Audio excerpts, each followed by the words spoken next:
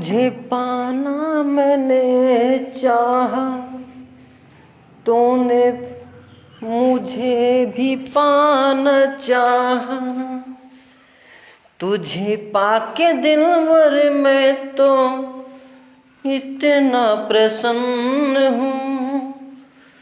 तुझे पाके दिलवर मैं तो इतना प्रसन्न हूँ। तुझे पाके जिंदगी ऐसी प्यारी लगे। जय हिंद, नमस्कार, welcome to my YouTube channel. आज के इस सेशन में हम बात करने वाला टीचिंग मेथड्स या शिक्षण की विधियाँ। ये सभी मोस्ट इम्पॉर्टेंट सेशन होने वाला है, क्योंकि सीटेट के एग्ज़ाम में यहाँ से ज़रूर आपको देखने को मिलेगा। और हर एक पॉइंट का आप लोग इस वीडियो को ज़रूर 2 बार देखना और लास्ट तक बने रहना, यहाँ से क्वेश्चन ज़रूर देखने को मिलेगा। तो स्टार्ट करते हैं। पहली विधि है आगमन विधि, यानी इंडक्टिव मेथड। आगमन विधि के जनक की बात करें तो अरस्तु महोदय हैं, और इस विधि में सीधे अनुभवों, उदाहरणों तथा प्रयोगों का अध्ययन करके नियम निकाले जाते हैं। यह विधि जो है छात्र केंद्रित विधि है, इसलिए भी ये इम्पॉर्टेंट विधि हो जाती है, जो विद्यार्थियों को लर्निंग बाय डूइंग यानी एनसीएफ भी कहता है, ये भी इसलिए और भी इम्पॉर्टेंट हो जाती है, करके सीखने पर बल देती है। और यह एक मनोवैज्ञानिक विधि है, और मनोवैज्ञानिक हद और भी अच्छी विधि हो गई, क्योंकि किसी भी बच्चे का हाव भाव देखकर अगर पढ़ाते हो, टीचिंग शिक्षण कार्य कर रहे हो, तो वह सबसे बढ़िया विधि कहलाती है। और इसमें तो सारे पॉजिटिव हैं, करके सीखने पर, और छात्र केंद्रित भी है, मनोवैज्ञानिक भी है। तो शिक्षण जो आगमन विधि है वह इसके जनक कौन है? अरस्तु महोदय हैं। और इसमें अनुभव और उदाहरण से यानी ज्ञात से अज्ञात की ओर इसमें शिक्षण का कार्य किया जाता है। इस विधि में छात्र केंद्रित विधि है, करके सीखने पर जोर देती है, और एक मनोवैज्ञानिक विधि है। इस विधि में तर्क करते हुए, तर्क कैसे किया जाता है? तो उदाहरण से नियम की ओर, स्थूल से सूक्ष्म की ओर, विशिष्ट से सामान्य की ओर, ज्ञात से अज्ञात की ओर, मूर्त से अमूर्त की ओर, और प्रत्यक्ष से प्रमाण की ओर। ये सारे पॉइंट इंपॉर्टेंट है, यही पॉइंट एग्जाम में देखने को मिल जाते हैं। तो आगमन विधि में कैसे करते हैं, पढ़ाते हैं? पहले उदाहरण देते हैं, उसके बाद नियम की बातें करते हैं। पहले स्थूल की बातें, फिर सूक्ष्म की बातें करते हैं। जैसे पूरा पेड़ दिखा देंगे आम का, फिर उसके एक एक फल या उसके बारे में चर्चा करेंगे, मीठा होता है, रसीला होता है, तो ये हो जाएगा आगमन विधि। दूसरी विधि है निगमन विधि। यह आगमन विधि का बिल्कुल विपरीत विधि होती है, और इस विधि के भी जनक कौन है? तो अरस्तु महोदय हैं। और इस विधि में सर्वप्रथम विद्यार्थियों को नियमों का ज्ञान दिया जाता है, जबकि आगमन में क्या था? पहले उदाहरण बताया जाता था, इसके पश्चात उदाहरण देकर इन नियमों को समझाया जाता है। और यह भी विधि कैसी है? तो शिक्षक केंद्रित विधि है, और यह विधि शिक्षक केंद्रित विधि है। इसमें सारे नियम सिखाया जाता है।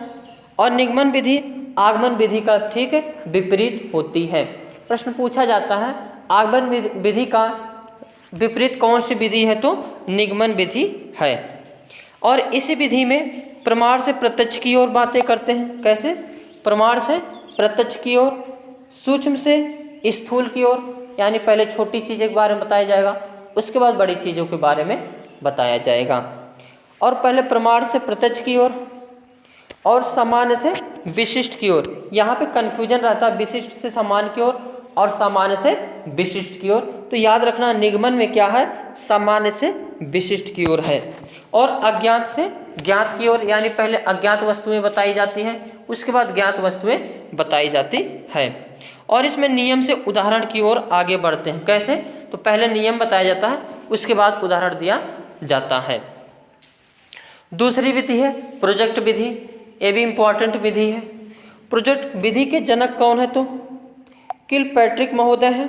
और यह विधि अनुभव केंद्रित होती है, और अनुभव पर आधारित, हस्तपरक पर आधारित, ये सब पॉजिटिव टैगवर्ड के रूप में भी होते हैं। और यह बालकों के समाजीकरण पर विशेष बल देती है।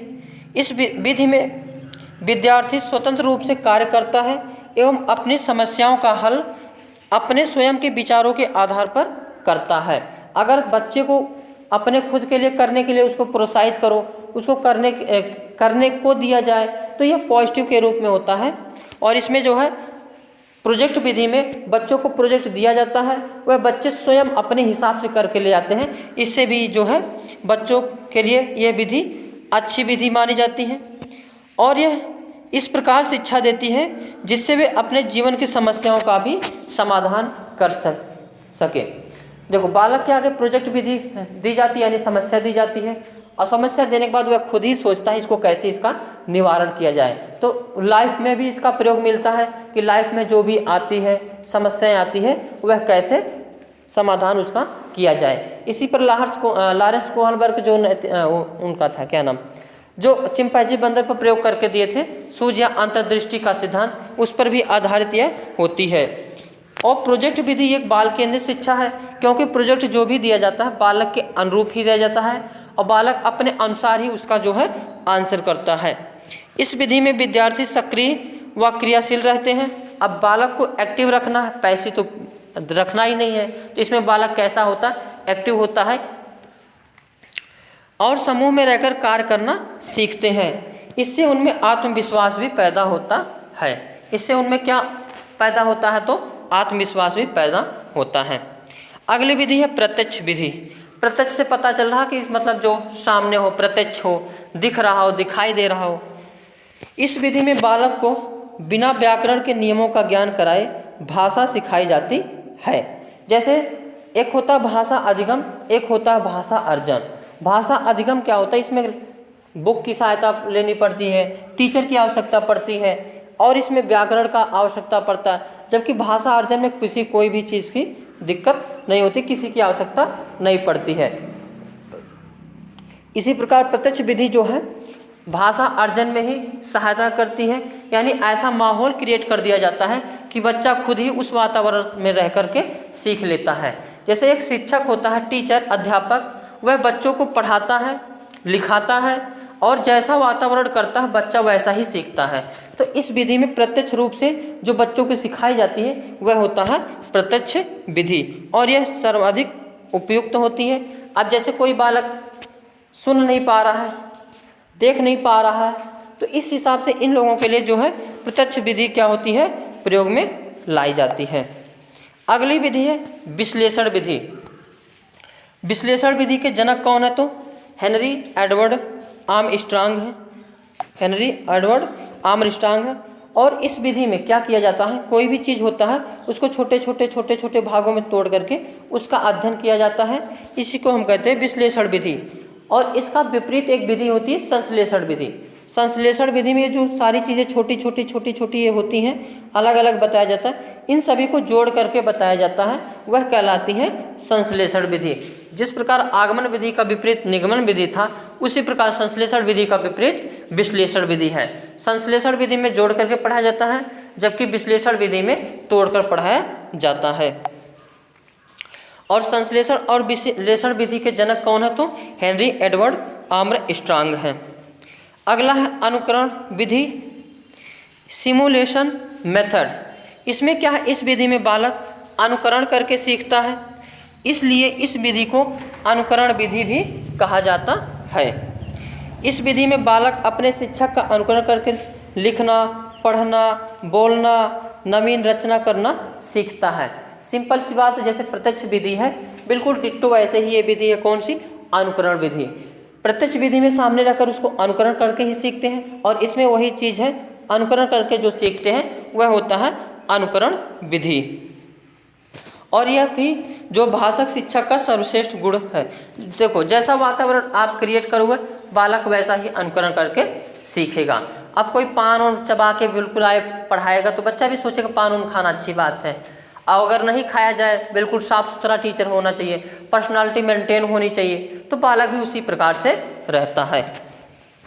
अगली है व्याख्यान विधि, लेक्चरर मेथड। हालांकि ये मेथड जो है छोटे बालकों में यानी 1 से 5 तक इसको निगेटिव माना जाता है, लेकिन ऊपरी क्लास में 6 से 8 या 9 मतलब हाई लेवल की क्लासों में व्याख्यान विधि का प्रयोग अच्छा माना जाता है, ठीक माना जाता है। व्याख्यान विधि में किसी तथ्य विषय की व्याख्या की जाती है और व्याख्यान विधि में शिक्षक एक्टिव होता है जबकि बालक जो है पैसिव होता है। और जबकि एनसीएफ मतलब एनईपी 2000 ये कुछ भी रहे, वह हमेशा कहती है बालक कैसा होना चाहिए, जो है एक्टिव होना चाहिए। जबकि व्याख्यान विधि में कौन एक्टिव रहता है, शिक्षक एक्टिव रहता है। अगली है मारिया मॉन्टेसरी विधि, मॉन्टेसरी मेथड। मारिया मॉन्टेसरी एक इटली की चिकित्सक थी तथा शिक्षा शास्त्री भी थी, जिनके नाम से शिक्षा मॉन्टेसरी पद्धति का प्रसिद्ध है। और यह पद्धति 2.5 से 6 वर्ष, ये याद रखना, 2.5 से 6 वर्ष तक के बच्चों हेतु प्रयोग में ली जाने वाली पद्धति है। और इसका विकास डॉक्टर मारिया द्वारा रूस विश्वविद्यालय मंदबुद्धि बालकों की चिकित्सा हेतु उनकी शिक्षा के लिए ये विधि अपनाई गई थी, जो कुछ समय बाद समान बुद्धि बालकों के लिए भी इस विधि का उपयोग किया जाने लगा। डॉक्टर मारिया का मानना है कि शिक्षा का मूल उद्देश्य बालक का सर्वांगीण विकास करना होना चाहिए। ऐसा नहीं केवल मानसिक विकास कर लो या केवल सामाजिक विकास कर लो या केवल शारीरिक विकास कर लो या केवल नैतिक विकास कर लो, ऐसा नहीं, बच्चे का सर्वांगीण विकास करना आवश्यक होता है। अगली विधि है डाल्टन विधि। कौन सी? डाल्टन विधि। डाल्टन विधि के जनक या प्रतिपादक कौन है? तो कुमारी हेलन पारखस्ट हैं और इनका मानना है जो है कुमारी हेलन पारखस्ट हैं। इस विधि का निर्माण कक्षा में होने वाले शिक्षण दोषों को दूर करने में किया जाता है और इस विधि में अध्यापक द्वारा छात्रों को कुछ निर्धारित कार्य यानी असाइनमेंट के रूप में दिए जाते हैं, जिन्हें विद्यार्थियों को दिए हुए समय के भीतर करके देना होता है। और इस प्रकार की विधि द्वारा बालकों कार्य करने में बालकों को पूर्ण स्वतंत्रता दी जाती है। जैसे प्रोजेक्ट मेथड होता था, उसी प्रकार यह भी मेथड है डाल्टन विधि। अगली है भाषा संसर्ग विधि। भाषा संसर्ग यानी लैंग्वेज इनकॉर्पोरेशन मेथड। यह एक व्याकरण शिक्षण विधि है। इस विधि को अव्याकृत विधि के नाम से भी जाना जाता है। इस विधि में रचनाओं के माध्यम से व्याकरण का ज्ञान दिया जाता है और प्राथमिक कक्षाएं हेतु यह विधि काम में ली जाती है, क्योंकि यह भाषा की शुद्धता के प्रयोग पर बल देती है। इस विधि के द्वारा छात्रों को अच्छे लेखन की पुस्तकों के माध्यम से व्याकरण का ज्ञान दिया जाता है। भाषा संसर्ग विधि। तो आज के सेशन में हमने शिक्षण विधियों को देखा, कैसा लगा?